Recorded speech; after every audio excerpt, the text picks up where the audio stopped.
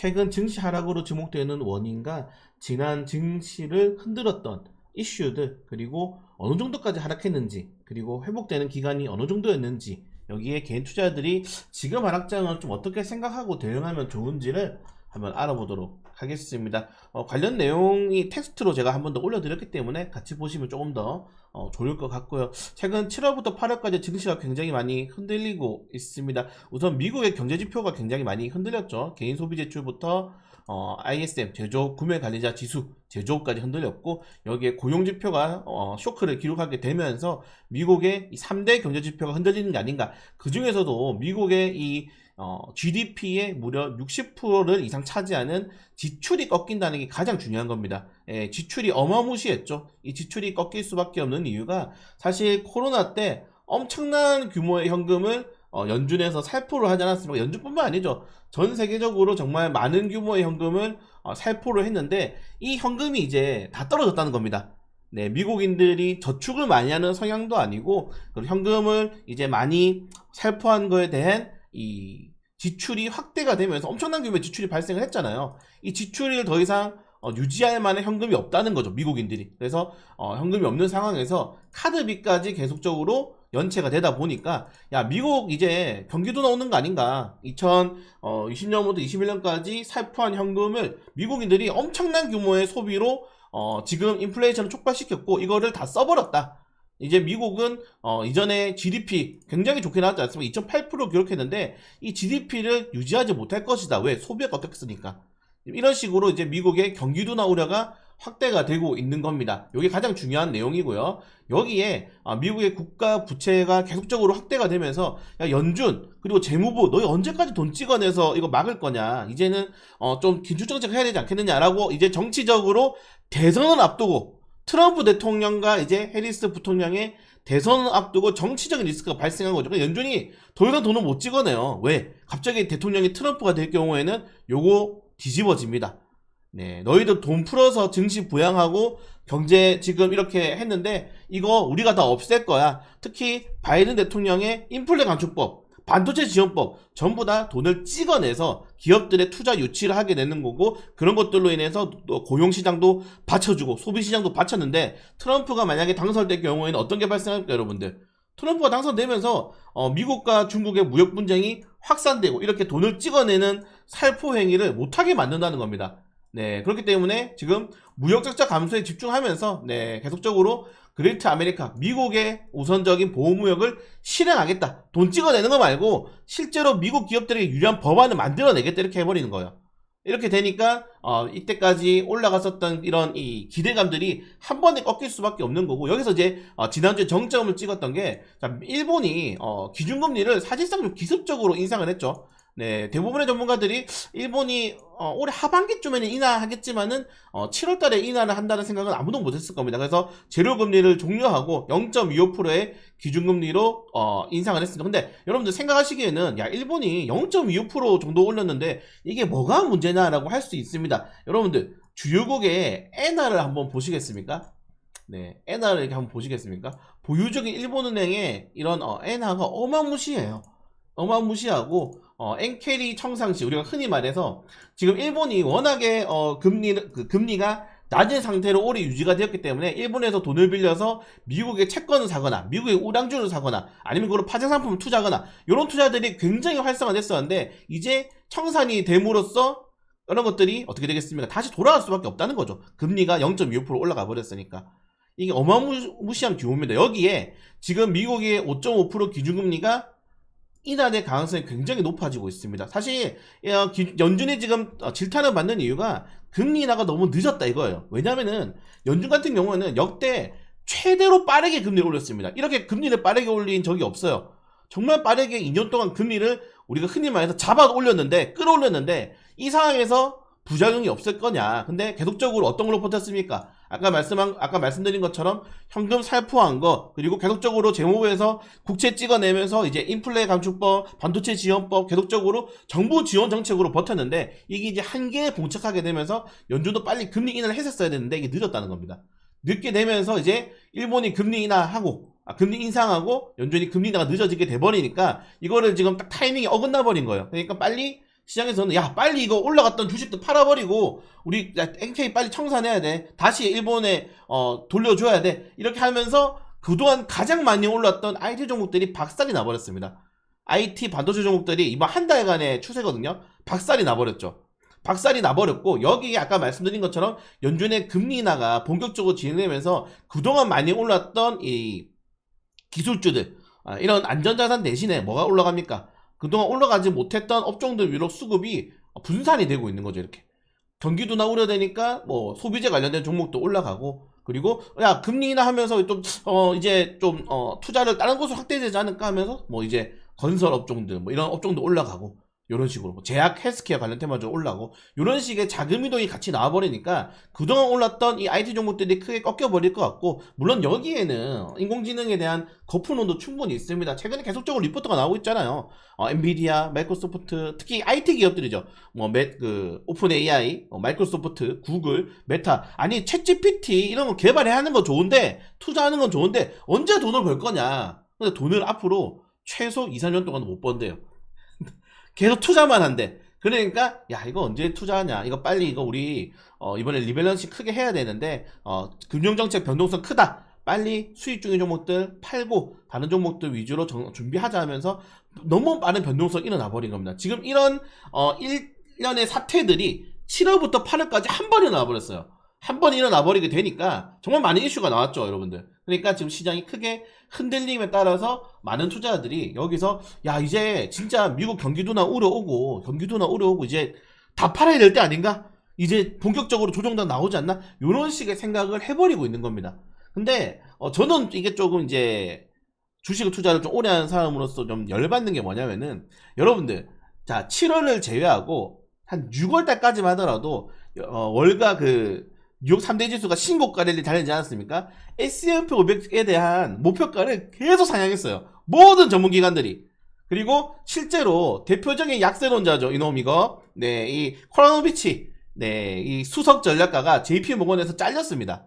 이 사람이 3년 동안 코로나 이후에 3년 동안 지수가 안 좋다, 폭락한다, 기술적 거품이다라고 이야기했다가 쫓겨났어요. 올해 7월 달에. 근데 갑자기 이제 7, 8월 달에 지수가 급락하니까 지금 미친 듯이 뭐가 나오고 있습니까? 유튜브 보니까 좀 깜짝 놀랐어요. 무슨 나라 망하는 줄 알았어. 유튜브 보니까 이 약세론자들이 3년 동안의 울분을 풀기 위해서 미친 듯이 욕을 하고 있더라고요. 지금 지수 위험하다 내가 얘기하지 않느냐 이렇게 하면서. 근데 여러분들 늘 말씀드리지만은 항상 지수는 이렇게 회복을 했습니다. 네, 항상 지수는 이렇게 회복을 했고 제가 지금 여기 텍스트 이거 올려드렸으니까 같이 보시면 좋다고 말씀드렸어요. 리먼 브라더스 사태, 뭐 팬데믹, 최근 우리가 한 2000년도 이후부터 좀 IMF는 너무 이전이니까 본다면은 자 IMF 같은 경우에는 80% 하락하고 회복 기간이 2년 정도 걸렸습니다. 그리고 리먼 브라더스는 60% 정도 고점 대비 하락하고 회복 기간이 2년 정도 걸렸고요. 경제 위기급이죠. 요거 두 개는 경제 위기. 그리고 코로나 팬데믹은 30%딱 저점 찍고 3개월 만에 회복해서 신고점을 달렸습니다. 그리고 2021년도에 연준의 유동성 해소를 위한 기준정책을 시행했는데 고점 대비 30% 떨어지고 회복 기간이 1년에서 2년. 아직 왜 1년에서 2년이냐면은 제조업종들이 크게 회복을 하지 못했어요. 네, 회복하지 못했지만은 그래도 고점 대비해서 반등이 나오면서 2700 구간까지 한 번 더 돌파를 시도를 했죠. 지수가 이런 식으로 올라가는 모습들이 나왔습니다. 그러니까 주식 시장은 결국 회복을 해요. 중요한 건 기간이죠.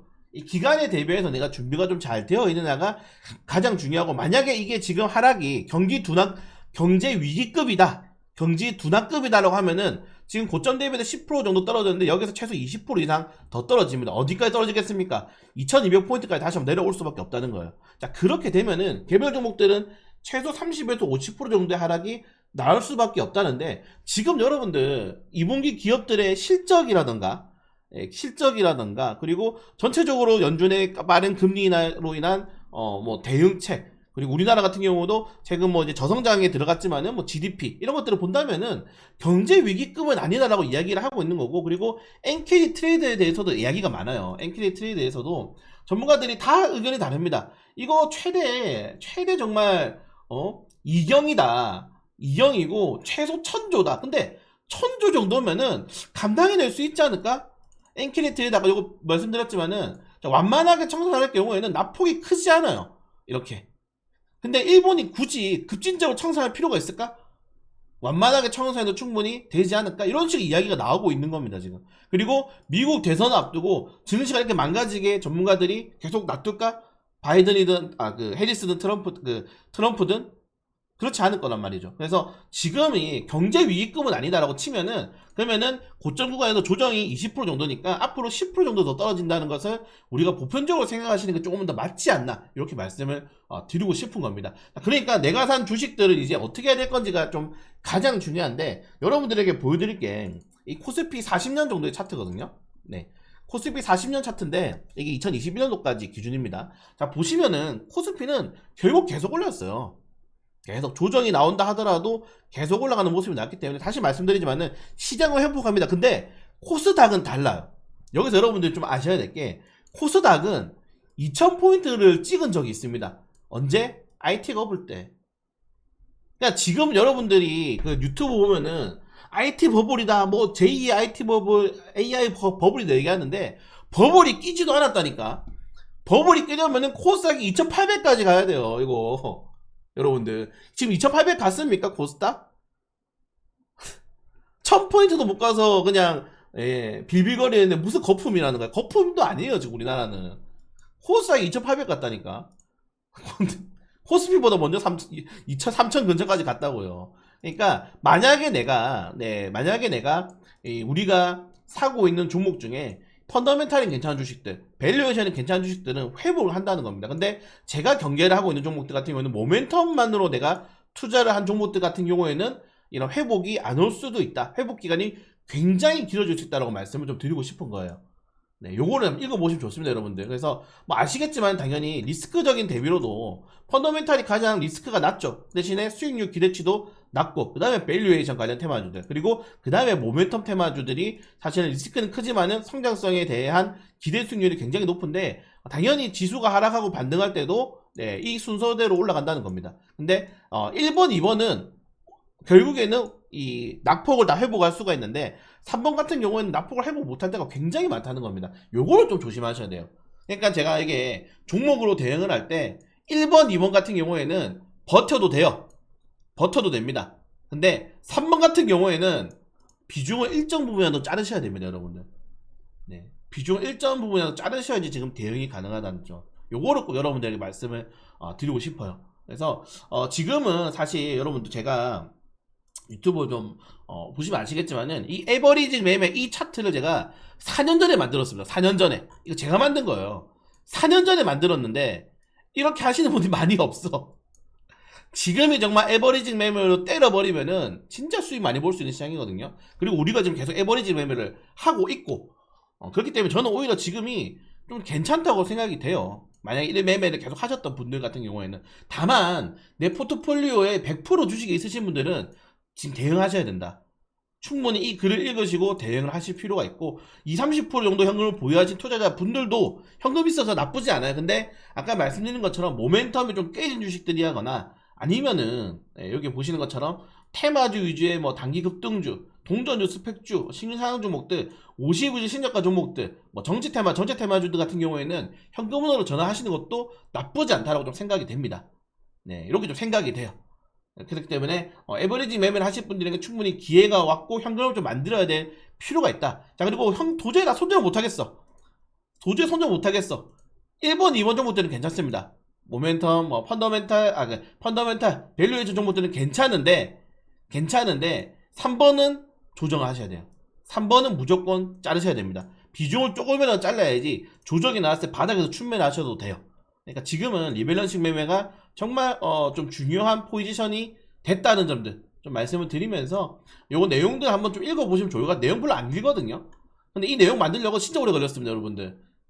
다 확인했어야 되니까. 자료가 정말 많은데 이거를 제가 뭐 다 올려드리면 시간이 길어지니까 좀 짧게 정말 필요 부분 말씀드렸는데, 그러니까 지금의 대응이 가능한 사람한테는 충분히 기회가 될 수 있는 시장이고, 왜? 시장은 언제든지 회복을 했으니까. 그리고 지금의 내가 만약에 대응이 안 된다 하더라도 괜찮다. 다만 정말 최악의 상황은 막아야 되지 않겠느냐. 그래서 최악의 상황 종목들, 뭐 테마주 위주로 등한 종목들 같은 경우에는 어느 정도 손절을 좀 하면서 대응할 필요가 있지 않을까, 이렇게 말씀드리면서, 여러분 기회입니다, 기회. 기회입니다. 힘내십시오. 그래서 글 한번 잘 읽어보시고 또 궁금한 점 있으시면은 걱정되는 부분 있으시면 언제든지 말씀 주시면은 제가 이런 식의 뭐 자료를 만든다든지 텍스트로 공유해 드릴 수 있도록 하겠습니다.